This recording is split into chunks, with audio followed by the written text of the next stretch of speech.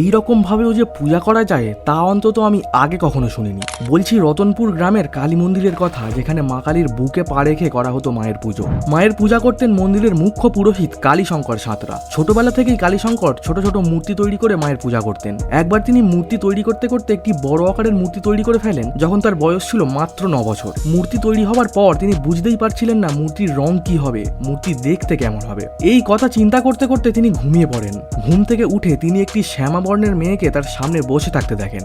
কালীশঙ্করের সমস্ত প্রশ্নের উত্তর দিতে থাকে সেই মেয়েটি, এবং মেয়েটি কালীশঙ্করকে বলেছিল যদি হাত না পৌঁছায় তাহলে পা দিয়েই যেন কালীশঙ্কর মায়ের পূজা করে। তারপর থেকে সপ্তাহে 2 দিন করে এইভাবেই পূজা করা হতো। এর সাথে কাঁচের টুকরোর ওপর নেচে নেচে পূজা করা হতো মায়ের। রিসেন্টলি কালীশঙ্কর বাবু মারা গেছেন, পা দিয়ে পূজা করা বন্ধ হলেও এখানে কাঁচের ওপর নেচে নেচে এখনো পূজা করা হয়, কোনো আঘাত ছাড়া। আশা করছি ভিডিওটি আপনাদের বেশ ভালো লেগেছে। আরও এইরকম নতুন কিছু জানার জন্য চ্যানেলটি সাবস্ক্রাইব করতে পারেন।